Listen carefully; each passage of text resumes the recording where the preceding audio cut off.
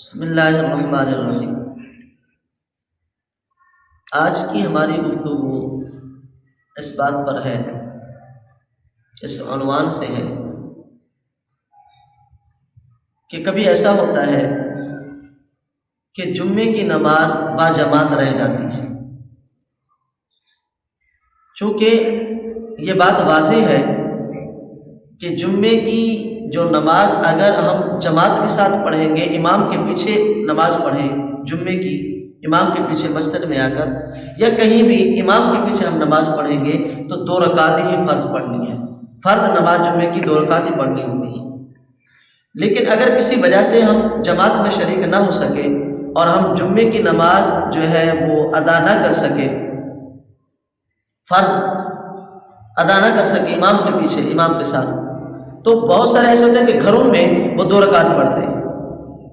وہ گھروں کے اندر 2 رکعت پڑھتے ہیں کہ جی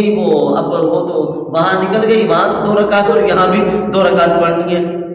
تو میرے بھائی یہ بات آپ واضح طور پہ سمجھیں، یہ مسائل کا سمجھنا بہت ضروری ہوتا ہے کہ نماز جو ہے جمعے کی مسجد میں امام کے پیچھے یا ویسے جماعت کے ساتھ آپ پڑھ رہے ہیں تو امام کے پیچھے آپ کو 2 رکعت پڑھنی ہے۔ لیکن اگر آپ کی کسی وجہ سے جمعے کی نماز نکل گئی تو پھر آپ جب گھر میں پڑھیں گے تو وہ جمعے کی نماز نہیں ہوگی، وہ ظہر کی نماز ہوگی۔ آپ وہ ظہر کی نماز ادا کریں گے، جمعے کی نماز ادا نہیں کریں گے، اس لیے آپ کو 4 رکعت نماز ادا کرنی ہے، 2 رکعت نماز ادا نہیں کرنی۔ ایسے ہی اگر کسی وجہ سے آپ کی نماز جمعے کی رہ گئی، نکل گئی، آپ پڑھے نہیں ہیں، اب اس کی قضا کرنی ہے، تو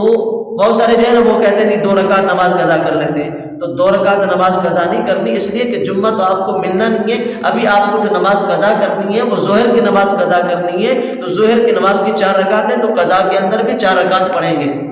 2 رکعت نہیں پڑھیں گے، 4 رکعت ہی پڑھنی ہوگی۔ ہاں ایسی جو باقی دیگر نمازیں ہیں، قضا نمازیں، تو وہ بھی وہی ہے کہ جتنی رکعت کی قضا ہوئی ہے اتنی رکعت جو ہے وہ قضا کرنی ہے، اتنی رکعت جو ہے قضا پڑھنی ہے۔ لہذا یہ کہ جمعے کی نماز بھی اگر گھر میں پڑھنی ہے تو ظہر کی نماز پڑھنی، اگر کسی وجہ سے رہ گئی ہے تو وہ نماز جو ہے قضا کرنی ہے، تو وہ 4 رکعت ہی قضا کرنی ہوگی، جمعے کی بھی ظہر کی نماز قضا کرنی ہے۔